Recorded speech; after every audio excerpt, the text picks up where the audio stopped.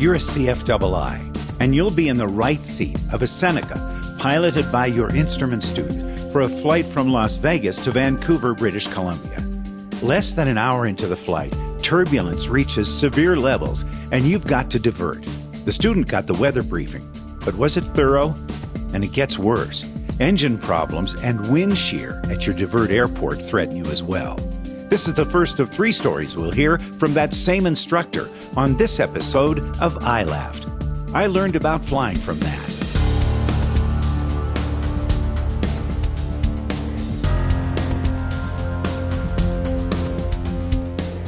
Hello, everyone. I'm Rob Reider, and welcome to episode 79 of Flying Magazine's I Learned About Flying from That podcast, brought to you by Avemco Insurance.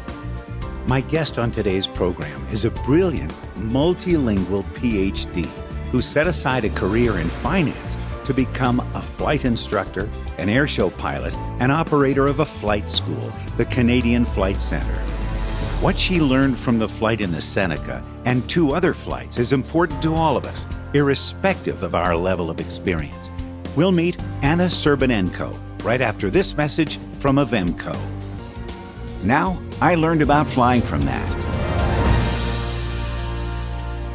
Today on ILAFFT, I have a lady with whom I have worked off and on for the last, 6 or 7 years when I met her flying a super decathlon in a very gentle, graceful aerobatic routine, almost silent flight compared to all the noise that we have at air shows. Her name is Anna Serbanenko. And Anna, welcome to ILAFFT. Hello, Rob. Great to be here. Thank you for having me. You are one of 3 ladies in our air show industry who have PhDs. Vicky Benzing in chemistry. She's with California Aeronautical University. Brittany Nielsen, the announcer, who is vice provost of an institution down in Florida. And you with a PhD. How many languages do you speak, Anna? I speak 8 languages, Rob. And, I learned 12. I'm more or less fluent in 8. But my PhD is not in languages. I did it in financial mathematics in Karlsruhe in Germany. Okay, now I hear the accent, and I know you're not from the United States, and you told me in our pre-interview that you were actually from Ukraine. That's right. I was born and raised in Bakhmut in Ukraine, the city that unfortunately doesn't exist anymore. Well, I'm very sorry to hear that, and my prayers go out to you and your family and all those who are enduring what's going on there. But you are now living in Canada, and with your background in finance and your linguistic capabilities, what on earth got you into aviation? Can you tell me that story, please? I'd be happy to share. I actually loved traveling, and even before I came to Canada 16 years ago, I have been pretty much on every continent except for Antarctica, not yet.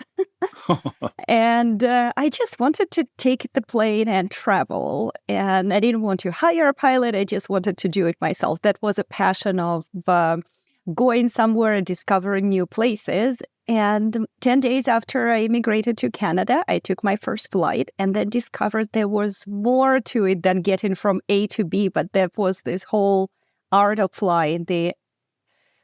Regardless of getting somewhere, it's just the excitement of being in the air and being able to be free up there. And I got so hooked that I right away signed up for my private pilot license. I did not feel that I got enough training with it, so I continued with my commercial license. I still didn't feel like I had enough training, so I continued with my instructor rating. And I felt it was a good combination because by that time I had been instructing and teaching for about 10 years in high schools and universities as part of my research, part of my language and mathematics teaching. So flying and instructing, it was a good combination of teaching and flying. I continued with that, and I thought I would do it only part-time on the side. And eventually it took over more and more and more. And I always enjoyed being independent and working for myself. So that's how I ended up having my own flight school that we have right now in British Columbia, Canada, Canadian Flight Center. Yeah, it has been a great journey of the last 15 years. Where did aerobatics come into play for you? A couple of years into instructing. No, let me backtrack. When I was still a pre-solo student in Canada, we are required to do spins. And when I was training, my instructor was a junior one, wanted to show off, and my whole preparation for the spin was something like, watch this. Uh-oh, those are the two worst words in the world for an aviator. And the next thing I know, we're upside down. So it did scare me. It did put me off. I didn't like all the unusual attitudes. I was scared of them. I had to do them for my commercial license and my instructor rating, but I really wasn't comfortable. I was forcing myself to do it. So a couple of years into instructing, my partner with a flight school, Peter, he says, okay, let's take the plane and just go do some aerobatics. It's like, okay, I guess I trust you, because I was scared of it. So we went up to the practice area and we did a loop. And it's like, well, that's not too bad. And then we did a roll. It's like, that's good. So by the time we landed back, I was hooked on aerobatics. That was love at first sight. And I did my aerobatic instructor rating within probably 1 month. That's a thing in Canada. I don't think there's a separate one in the United States for it, but I did it within 1 month. I had a few great instructors for it, both from the training side and the competition side, who were very experienced and competed high level. And when I started in the air shows, I had the privilege of having Bud Granley as my mentor, and I have learned so much. I wouldn't be here if it was not for him. What a great guy. As you got into air shows, that has a little bit to do with your first ILAFFT story that we want to talk about. And it involved bringing an airplane down from Canada, a Seneca, with a couple of other people to the International Council of Airshows convention in Las Vegas. Tell us about that story. How long ago was it? And guide us through what happened, because it really got a little bit dicey. Yes. So that was the experience from, I believe it was in 2014, 2015. It was not an air show airplane, not an air show performance. We came for the conference, and I was in the process of instructing a guy, I believe he was from France, towards his instrument rating. So he had never been to Vegas. He was interested. I got to spend a few days in Vegas at the conference too. So we decided to combine and do his training on the way to and from Vancouver to Vegas, and combine it with conference for me, vacation for him. So that was a great plan. The trip down from Vancouver to Vegas was uneventful. We did it in just under a day, great IFR conditions, a little bit of clouds, some VMC conditions, worked on the procedures, was awesome. On the way back was not so easy. So the last day of the conference, we usually have a banquet, and which ended, probably the dinner ended between 7 and 8 p.m., So here I am coming still in my banquet dress to the airport. I checked all the weather. My student gave me the briefing as we were headed for the airport. They prepared the plane. So I had my student who was working on his IFR, and I had my other student who was working on his instructor rating at that time, who was just backseating the flight. And we filed to depart from Vegas to Bend, Oregon. That was supposed to be about a 3-hour flight. And we thought we'd land there and evaluate if we continue one more leg for a couple of hours to Vancouver. We stay for the night in Bend, Oregon. We had penciled in a hotel, but we were flexible with our plans at that time. Nice to have options and nice to be thinking ahead about options. That's a good thing to do always. Absolutely. So you got to Bend, Oregon, and what happened? Oh, we didn't get to Bend, Oregon. We only departed from Vegas. And the weather was clear, forecasted clear, and nothing major on our route, but there was a storm on the other side of the mountains in San Francisco area.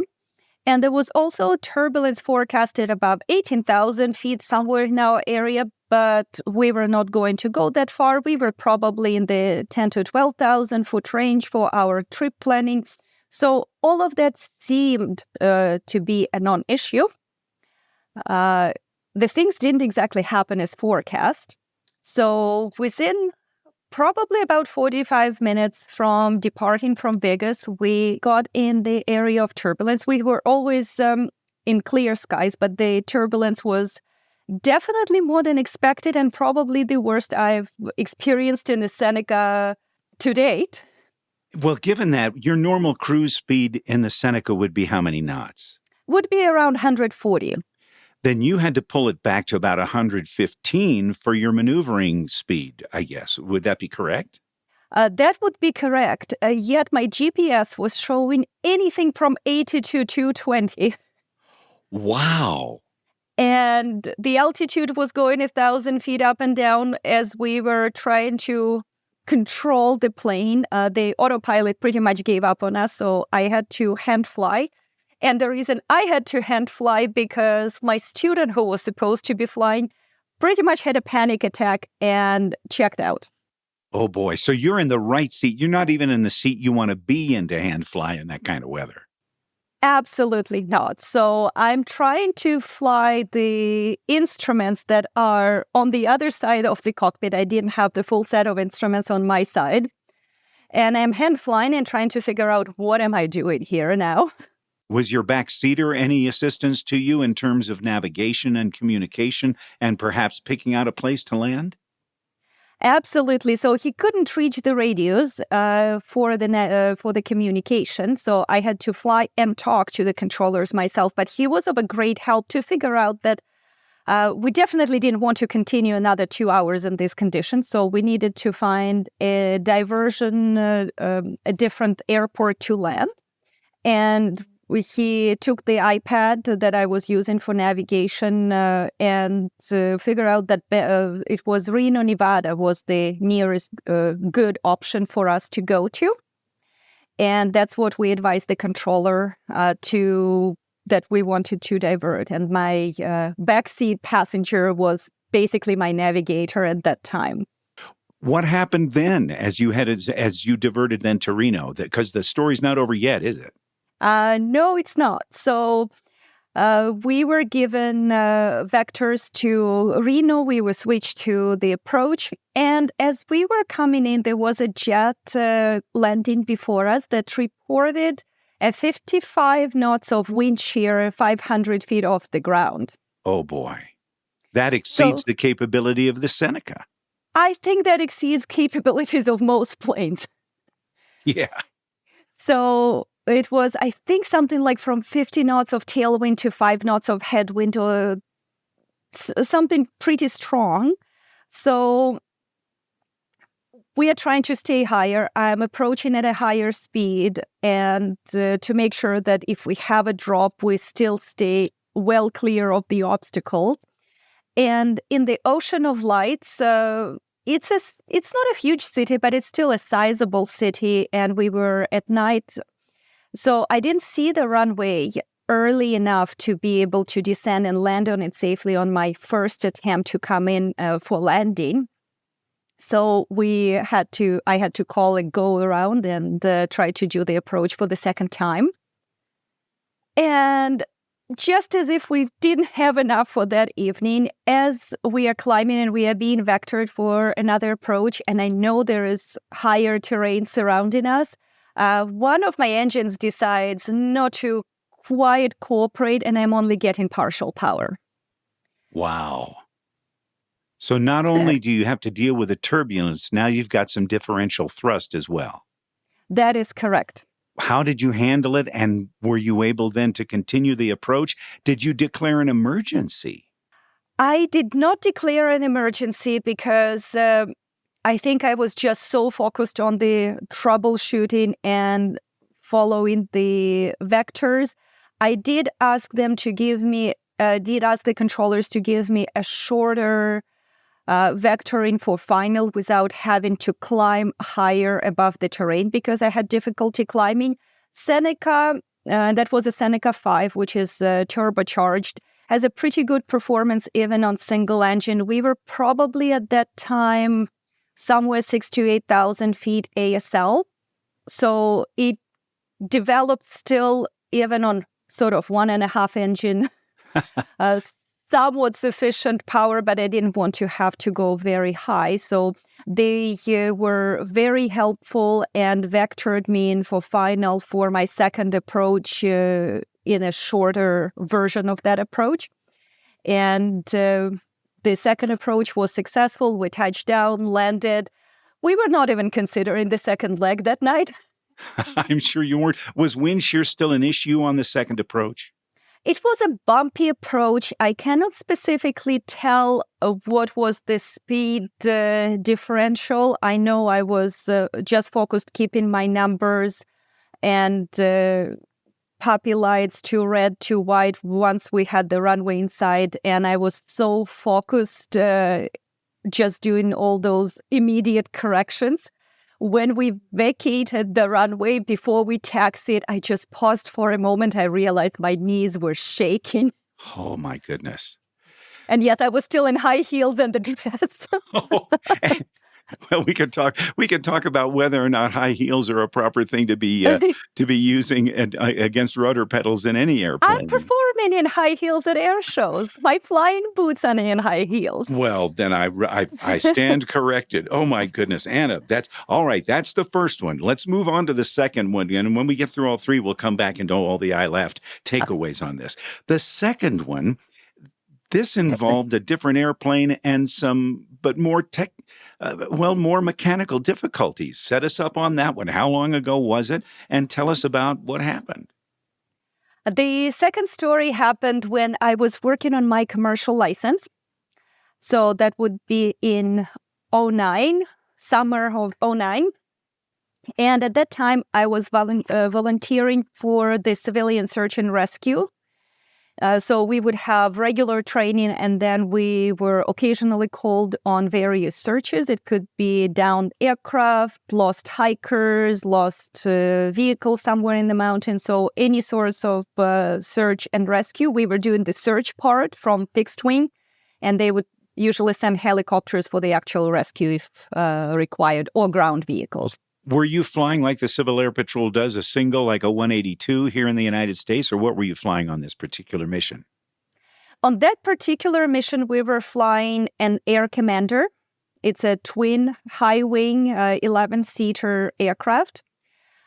Basically, the setup was that owners or even renters, people would bring whichever aircraft they had available, and the association was put into work where this aircraft was best suited for the type of task, be it search, be it hybrid. I would often fly a communication plane at 10 to 12,000 feet, helping to relay messages from down in the valleys.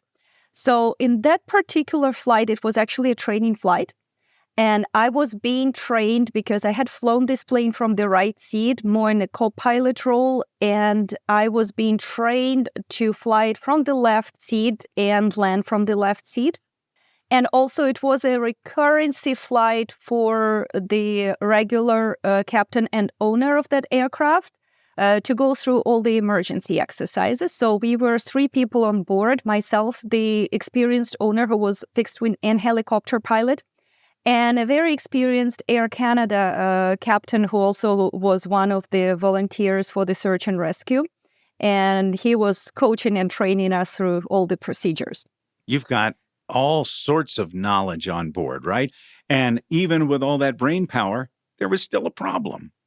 Absolutely. Sometimes It's just outside of our control. So the first part of the flight was going over the ocean and going through single engine procedures, single engine overshoot procedures, doing some steep turn stalls.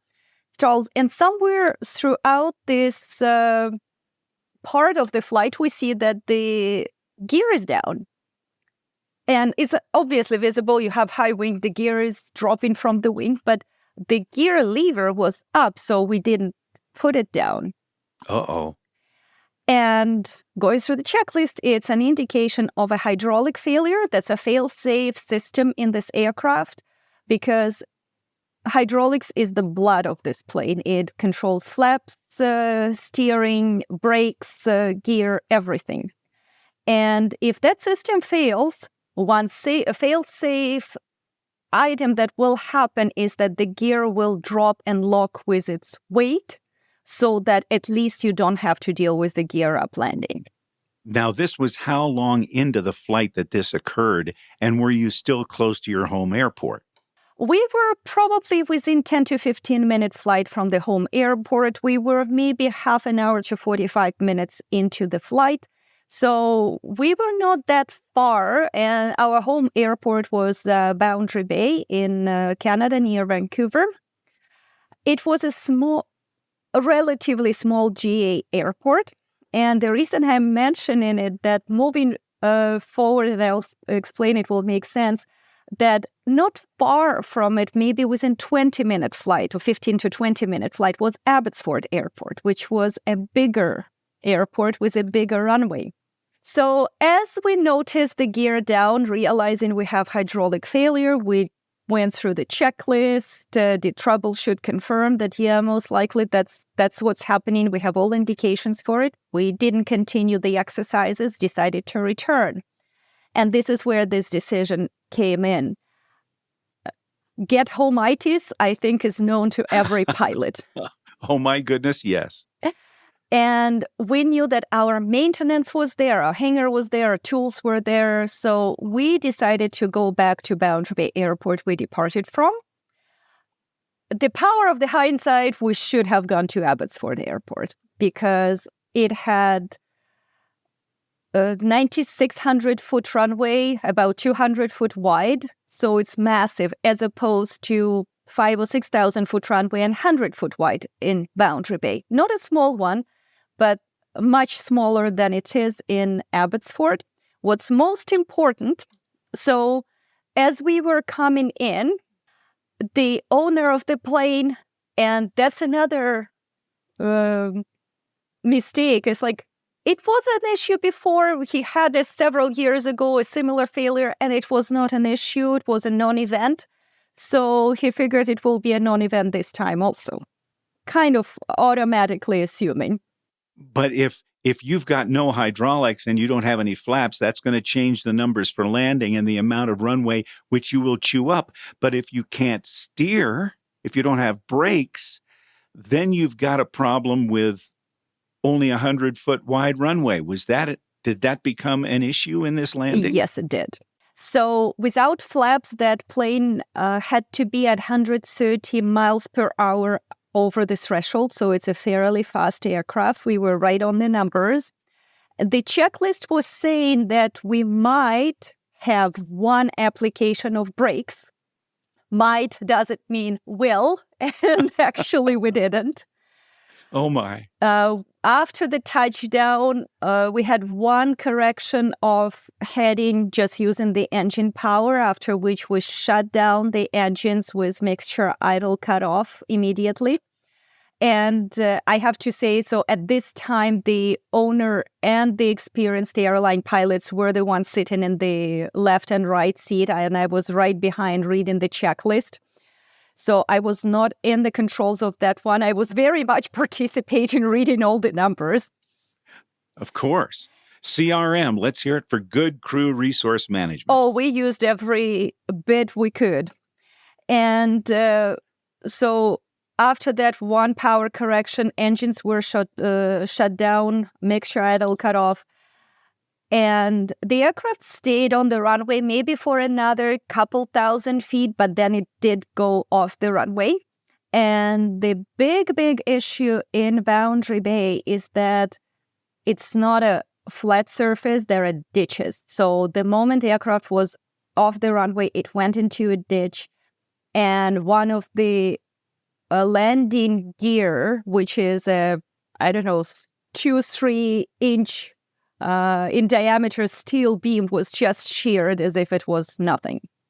So we had a spar bent wing. I believe the nose gear collapsed too. Basically, the plane was a write-off at that time. Had you gone to the other airport, you might have been better off? In Abbotsford, not only the runways are twice the width, the grass is nice and flat on both sides of the runway.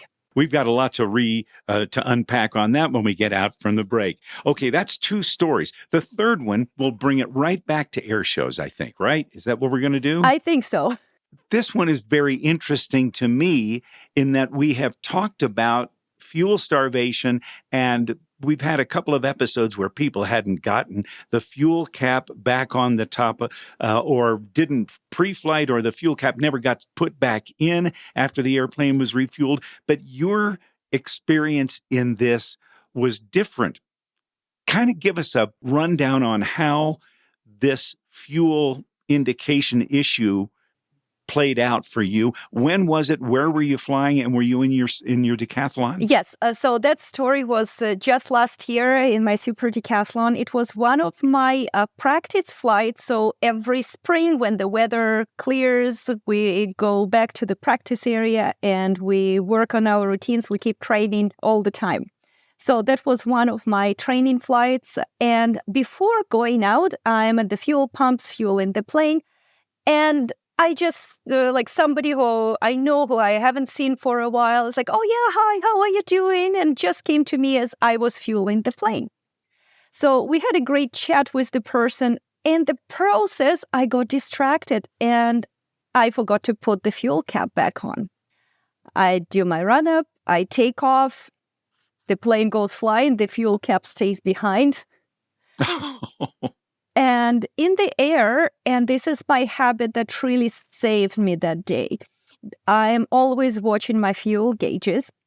Now, there's a very good reason for that in air shows, and you might want to explain it to everybody with respect to why you have to be so careful about fuel. When we fly air shows, our routine, like my routine, is usually 8 to 10 minutes, and we want to present the best show we can with the aircraft, meaning that we want to have all the power, we want to have the minimal weight, and we only carry the fuel that we need for that flight at an air show. So we will never fly an air show with full tanks. And because of how little fuel we are carrying for the show, just what's required plus the legal reserve, we are always watching the amount of fuel we have in the aircraft. And also because air show situation is very unforgiving. If we have an issue with an aircraft at 5,000 feet, we have lots of time to figure things out. If you are upside down at 50 feet off the ground, you have much less options. So true. So fuel is critical. It is indeed. And I'm always in the habit of watching my fuel gauges. On the other hand, I also do a lot of cross countries over the mountains and without having too many options for landing for extended period of time. So fuel is always on my mind during the flight.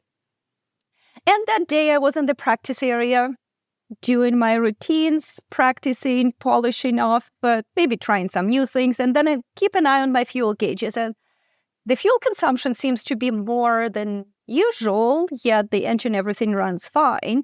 And Decathlon is a high-wing aircraft, so I cannot see the tops of the fuel tanks and the fuel caps. So I continued for a little bit longer, monitoring, okay, maybe the indication wasn't correct. And then it keeps dropping. It's like, okay, I better safe than sorry, I'm just coming back. And my practice area is literally here less than 5 minutes from the home airport. So I returned, landed, everything was uneventful. As I was flying, one of my tanks was indicating full tanks, while the other one was decreasing fairly quickly. After I landed, And that was a big surprise to me, that fuel tank that was the entire time showing full fuel was actually the one that didn't have the fuel cap. And that's from which one the fuel was just siphoning out and flying out of the tank. So not only I was losing fuel, but it's also the indication was very, very misleading. Number one, glad you're back. Number two, nice to have a practice area that is very, very close to an airport, unlike an air show when you have a runway under you almost every second of a display. But we've got some things to discuss on that as well. Let's take a break. When we come back, we'll go through all three stories, get through all the lessons learned, and figure out what you, Anna Serbanenko, learned about flying from that. We will be right back. We're back with Anna Serbanenko, Dr. Anna Serbanenko, PhD, and airshow pilot and instructor. And Anna, those three stories have presented a number of opportunities for lessons learned. Let's start with the first one in the Seneca, your trip back from Las Vegas en route to Canada. What did you learn about flying from that on that one? You know, Rob, I have several points there. And my first one would be to always check the weather yourself. On that trip, I relied on my advanced student, but I kept guessing myself afterwards. If I phoned the weather briefer myself, would I have caught some indications that could have told me that the flight wouldn't be as smooth as planned? Second one would be use all the available resources. Yes, I sort of lost my pilot, my student pilot for that flight. By the way, he was perfectly fine afterwards. He was like, what was that? You're the one whose knees were shaking and he's not understanding the gravity of the situation. Not quite, but he eventually got his instrument ticket and he's professional pilot now. So despite the experience, or thanks to the experience, I don't know. Yeah, okay. But I had to use all the available resources, and at that time, it was obviously the ATC help and my passenger who was in the back, but who was capable to help me with the change of navigation after the flight. So that was the second lesson learned for me. It might be an unexpected source of help, but you take everything you can. Let me ask you briefly, you talked about being on the other side and the idea of trying to read instruments at an angle with the parallax there. Was that a big challenge for you during your approaches? That was a challenge, but it's also was not a huge one because I'm in the habit of practicing a lot even when I'm flying. And between me flying on my own with aerobatics and other flights and doing demonstrations when I am instructing, I was reasonably current on my hands and feet skills, which again would be my advice to all flight instructors, because it's very tempting to just sit back and only verbally correct the student. But hands and feet skills, stick and rudder skills, are perishable, and if we don't practice them, they are going away. So it helped me that I usually do take control of the aircraft on a regular basis. Now we'll go to the Aero Commander. What did you learn about flying from that with respect to the hydraulic failure that occurred? I do not think we could have prevented the hydraulic failure because it's only something that is maintenance probably could have caught. It's not part of the walk around. Where we could have done better as a crew is to make the decision to go at an airport that had the best chance for an uneventful landing. And it could have been Abbotsford, could have even been Vancouver International, which has even bigger, even wider runway, of flatter surfaces on both sides of the runway. But Get-Home-Itis was a big decision there, a big factor there. And complacency. The owner, the PIC on that flight decided, well, I had it before, it was a non-event, so it will be fine this time. And one successful outcome doesn't guarantee all the future ones. If it was a non-event, he probably didn't even think of the ditches on either side of the runway. the previous time he had a similar hydraulic failure, he managed to keep the aircraft on the runway. Glad you all walked away from it without injury, correct? We just had a few bruises. We were fine. And which brings me to the next one. The airline captain who was with us, the very next day, grabbed me and made me go in my 172 for a flight without getting back on the horse. And I think that was for me an important factor of just continuing flying, because it was definitely a dramatic event to have that big of a plane written off, all damaged, my first crash in my life and the last one so far. And I don't want to have this experience again.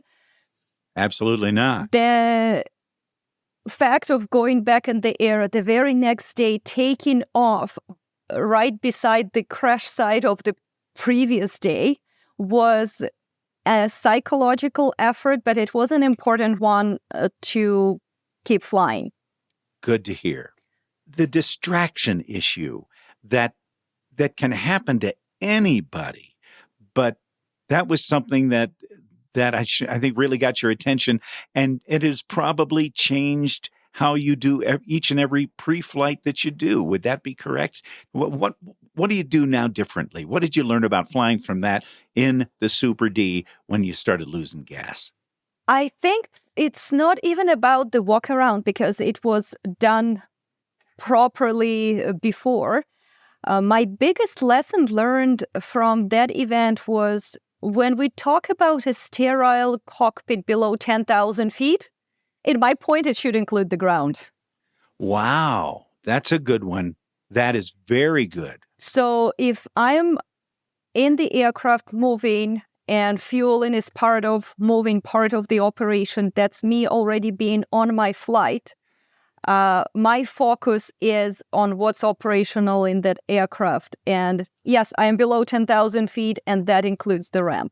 That's very interesting in that in the airshow business, there has been, over the years, an observation that a pilot that's going to be in an airshow needs at least a 30-minute bubble where nobody bothers the pilot at all, so he or she can focus totally on putting an airplane up in front of a crowd near the ground and pushing an aircraft to the edge of its envelope. So that bubble, that ability to only focus on the flight, only focus on the mission is critical. And it's interesting that it would apply to those of us who don't have to do that kind of edge of the envelope flying. In my opinion, that would apply to every flight, and be it an IFR flight, training flight, first solo flight.